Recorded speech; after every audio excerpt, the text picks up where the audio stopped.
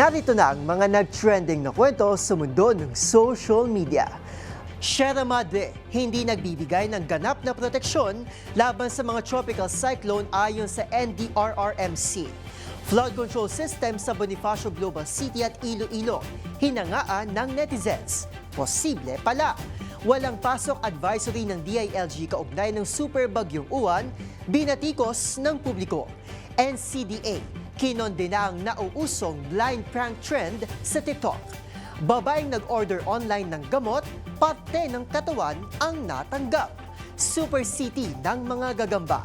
Nadiskubre ng mga researcher sa isang kuweba sa bahagi ng Greek-Albanian border. At Marilag hitmaker Dionela, inanunsyong idodonate sa mga biktima ng bagyo ang kikitain sa kanyang concert.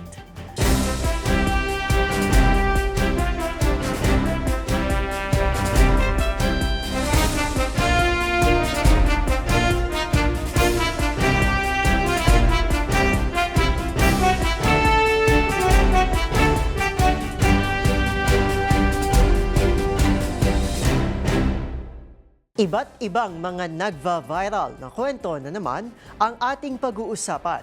Mga trending sa social media na tiyak hindi lang nakakaaliw, kundi maring kapulutan din ng aral at kuminsan ay makabagbag damdamin din.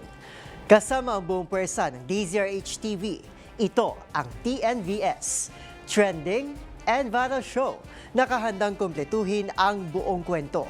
Masaya, malungkot o isyong pambayan man yan, sagot na namin ng inyong tanghalian.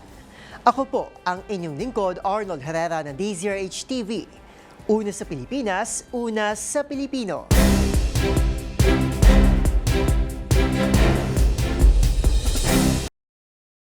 Para sa ating unang istorya ngayong tanghali, kasabay ng magkakasunod na pananalasa ng mga bagyo sa Pilipinas, hindi na iwasan ng mga taong mapansin ng tulong na ibinibigay ng bulubundukin ng Sierra Madre para mapahina ang hagupit ng mga ito sa ating kalupaan. Pero may paglilinaw dyan ang National Disaster Risk Reduction and Management Council kung nabibigyan nga ba tayo ng ganap na proteksyon ng naturang bulubundukin laban sa mga tropical cyclone. Ang kasagutan sa report ni Millie Borja.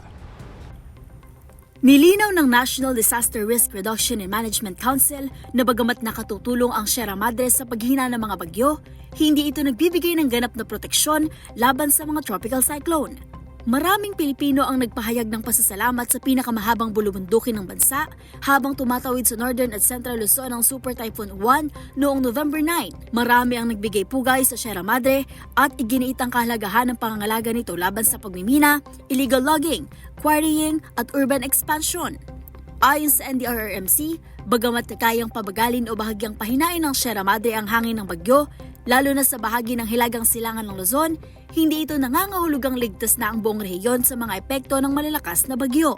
Batay sa pag-aaral ni Dr. Jerry Bagtasa at Dr. Bernard Alan Racoma noong 2023, natuklasang hindi naaantala ng mga bulubundukin ang lakas ng tropical cyclone sa unang 6 na oras, pagkaraan ng landfall. Ipinakita rin ng pag-aaral na ang Sierra Madre ay kayang magpahina ng hangin ng bagyo na humigit kumulang 1 hanggang 13%. Ngunit nagdudulot ito ng mas malakas na ulan sa kanlurang bahagi ng Luzon, kabilang ang Metro Manila na tumaas ng 23 hanggang 55%. Gayunman, epektibong pinapahina ng Sierra Madre ang hangin at ulan sa Cagayan Valley, kaya't itinuturing ito bilang likas na shield ng nasabing rehiyon. Idiniin din ng eksperto na mas malaki ang naiambag ng Cordillera Mountain Range sa pagpapahina ng bagyo kumpara sa Sierra Madre. Binigyan din ng NDRRMC na mahalagang ipagpatuloy ang pangangalaga sa Sierra Madre laban sa pagkakakalbo at mapanirang gawain dahil ito ay tahanan ng mayamang biodiversity at mahalagang likas na yaman ng bansa. Samantala, nilinaw rin ng Amerikanong storm chaser na si Josh Morderman, kilala bilang ice cyclone, na hindi ganap na nasasanggalang ng Sierra Madre ang Luzon mula sa tropical storm. Aniya ang Sierra Madre Chain ay nakatutulong upang pabagalin ng mga bagyo pagkatapos ng landfall sa east coast ng Luzon. Ngunit hindi ito napoprotektahan ang nasabing bahagi na madalas makaranas ng pinakamalalakas na epekto ng tropical cyclone. magugunitang nanatili si Morderman sa Pilipinas upang masdan ang peak intensity ng Typhoon Uwan. Samantala, matindi ang idinulot na epekto ng bagyo sa Northern at Central Luzon, kabilang ang Metro Manila na nagresulta ng malawakang baha, pagkasira ng infrastruktura at pagkaputol ng kuryente sa ilang lugar. Dahil sa pananalasa ng uwan, 2 ang nasawi at halos 500,000 residente ang napilitang lumikas. Ito ang ikalawang bagyo ngayong buwan ng Nobyembre at ika-21 ngayong taon na tumama sa Pilipinas. Para sa DZRH TV, ito si Mili Borja, una sa Pilipinas, una sa Pilipino.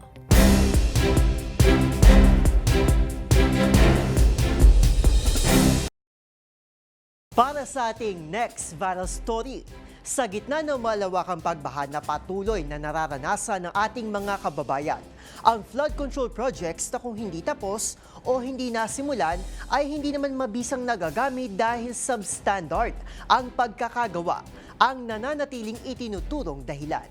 At kasabay niyan, naglitawan din ng iilang proyekto, kontrabaha na episyente at napakikinabangan ng mga residente na sakop nito. Kagaya na lamang ng sa Bonifacio Global City sa Taguig at sa Iloilo. Ang tugon-tuloy ng publiko, posible naman pala.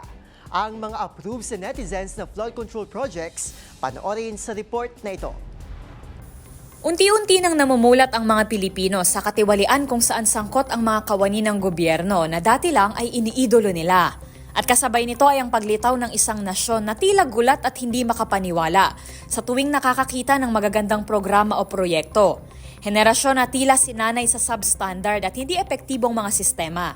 Kaya gayon na lang ang paghanga ng publiko nang makitang mga gumaganang flood control system sa ilang mga lungsod sa bansa, gaya ng sa Bonifacio Global City at Iloilo, mga lugar na hindi nakaranas ng pagbaha sa pananalasa ng mga bagyo nitong mga nakaraang buwan.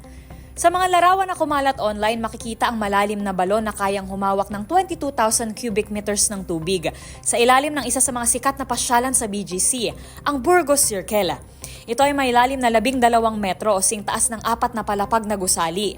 Dito, pansamantalang iniimbak ang mga tubig ulan mula sa iba't ibang bahagi ng lugar at sistematikong pinapump o pinapadaloy sa mga kalapit na creek at sa Ilog Pasig na kalaunan ay dadaloy din sa Manila Bay. Sa ganitong paraan, naiiwasan ang pagbaha sa buong BGC. Ang sistematikong paraan ng pag-iimbak ng tubig at pagpapadaloy nito sa mga lugar kung saan nararapat itong dumaloy ay nakita rin sa man-made flood control mitigation structure sa Iloilo. Sa video nakuha noong nanalasa ang bagyong uwan sa probinsya, makikita na naipon ang tubig sa 5 ektaryang floodway sa pamamagitan ng mga dike system. Sa iisang direksyon lamang ito kumikilos, mula sa Pavia patungo sa karagatan. Ang pinagmamalaki ng mga residente. Minimal lang ang konkreto sa estrukturang ito dahil mas nag-focus ang developer sa natural flow ng tubig, batay sa pag-aaral na ginawa rito.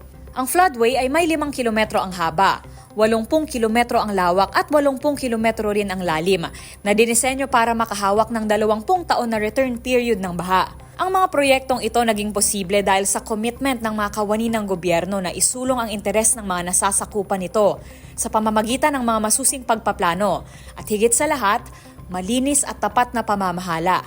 Ang problema ngayon sa bansa, may pondo nga, pero napupunta naman sa bulsa at luho ng iilang may kapangyarihan. Para sa DZRH TV, ito si Rose Babiera. Una sa Pilipinas, una sa Pilipino.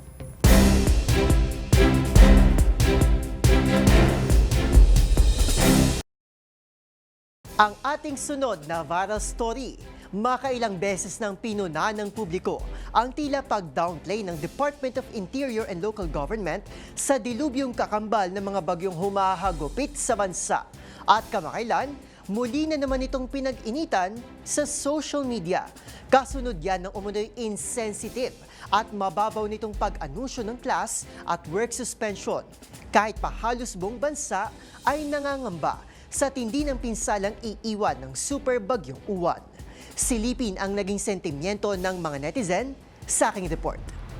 Insensitive, joke time, pam-pam, feeling astig. Muling binaha hindi ng tubig ulan, kundi ng batikos ang Department of Interior and Local Government o DILG. Kaugnay ng anunsyo nito ng class at work suspension, epekto ng nagbabadyang hagupit ng super bagyong uwan. Entrada pa lang kasi ng caption, nag-init na ang ulo ng netizens. Saad nito sa caption, Mga abangers, wow! Malupit ang hagupit ni Uwan. Buong Luzon, sapol. Bago ang mismong abiso batay sa Memorandum Circular 106 na inilabas ng palasyo. Kaya naman sa halip na pakikiisa dasal ang makita sa comment section, batikos ang inabot ng ahensya. Libo-libong komento, iisang sentimiento. Insensitive ang DILG. Maski ang sikat na content creator na si Your Millennial Psychologist, agad binarang DILG sa anyay caption na nakapangiinit ng ulo. Ang isang netizen na ito, hindi na nakapagpigil at sarkastikong hiniling na sana raw ay hindi ito mabiktima ng baha dahil sa bagyo. Ang netizen naman na si Claire, sinubukan pang i-rationalize ang anunsyo ng DILG na marahil ay gusto lamang nitong humatak ng atensyon. Pero aniya, mas matimbang pa rin dapat ang hati nitong simpatya sa panahon ng delubyo. At tulad ng paulit-ulit na hirit ng marami, bilang government agency, ay dapat professional ito sa paglalabas ng anunsyo, lalo na kung ang issue ay may kinalaman sa banta ng buhay ng tao. Wala pang tugon ng DILG kaugnay ng kontrobersiya sa oras na isinulat ang balitang ito. Para sa DZRH TV, ito si Arnold Herrera. Una sa Pilipinas, una sa Pilipino.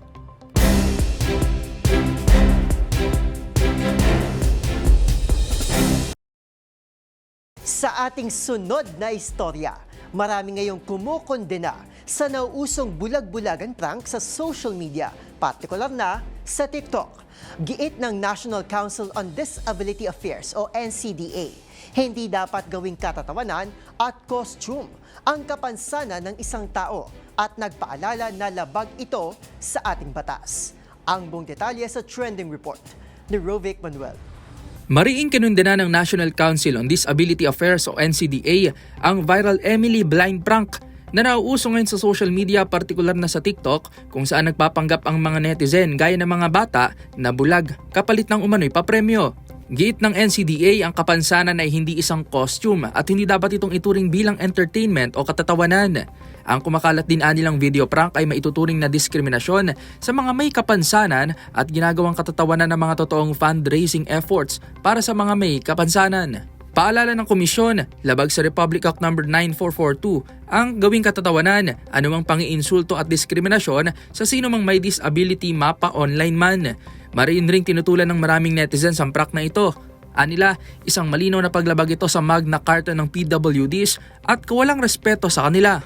Giit pa ng ilan sa comment section ng NCDA, hindi umano sapat ang kondenahin lang, bagkus ay magkaroon ng aksyon at sampulan ang mga taong sangkot sa ganitong gawain. Kasabay nito, nanawagan ng NCDA sa publiko, mga content creator, magulang at iba pa na maging responsable sa paggawa ng kanilang content online.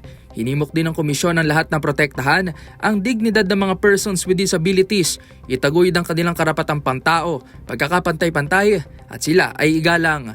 Para sa DZRH TV, ito si Rovic Manuel. Una sa Pilipinas, una sa Pilipino.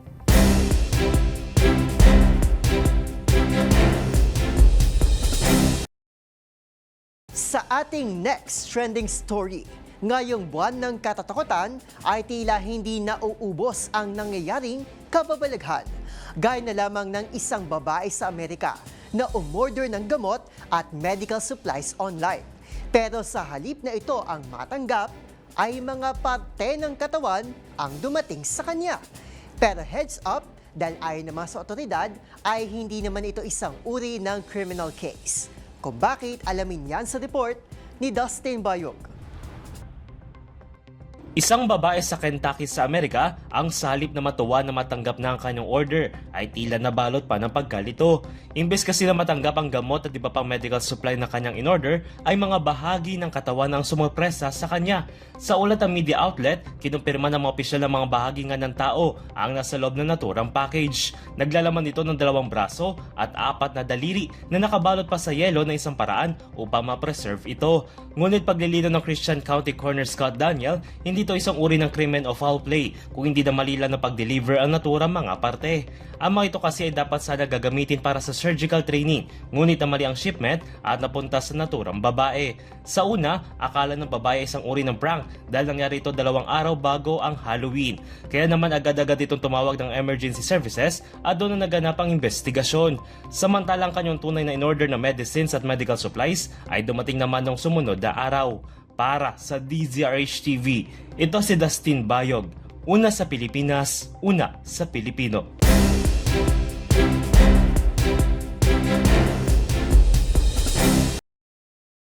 Samantala sa ating susunod na viral story, pasintabi po para sa mga may arachnophobia o yung mga taong may takot sa mga spider o gagamba. Dahil nadiskubre lang naman ng mga researcher ang umano'y super city ng mga ito. Sa isang bahagi ng Greek-Albanian border ay natagpuan ang pinakamalaking spider web na maaaring pinamamahayan ng nasa 100,000 mga gagamba. Kung ano nga bang itsura nito, panoorin sa trending report ni James Galange.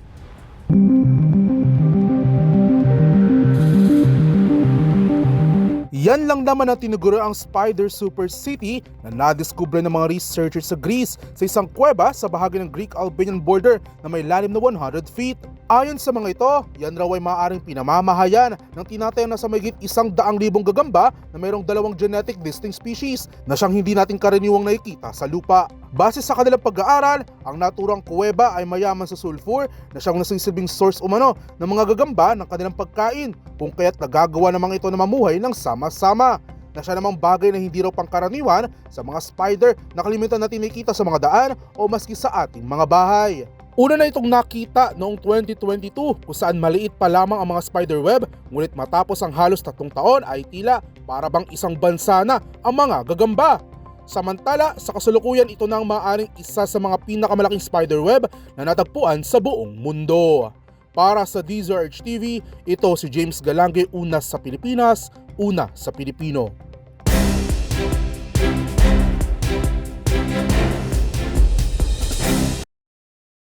At sa mundo naman ng showbiz, pinusuan ng netizens at fans ang latest post ng Marilag hitmaker na si Dionela.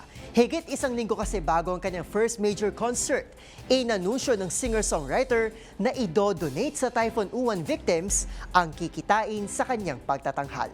Narito ang report ni Showbiz Angel. Idodonate ng singer-songwriter na si Dionela sa mga biktima ng bagyo ang kikitain sa kanyang first major concert. Ito ang inanunsyo ng Marilag hitmaker higit 1 linggo bago ang kanyang 2-day concert, November 21 and 22 sa New Frontier Theater. Suwakaan niyang title ng kanyang world tour na Grace. Ayon sa singer, I guess this is what Grace is all about. Marami naman ang humanga at proud na tama raw ang sinuportahan nilang artist. Magunitan ang hit song ni Dionela na Marilag ang itinanghal na R&B Song of the Year sa first ever Filipino Music Awards. Una rito, sa pamamagitan naman ng non-governmental organization Angat Buhay, nag-donate rin ng mag-asawang singer sa sina KZ Tandingan at TJ Monterde ng 1 milyong piso para sa mga biktima ng kalamidad sa Cebu. Para sa DZRH TV, ito po ang Showbiz Angel, una sa Pilipinas, una sa Pilipino.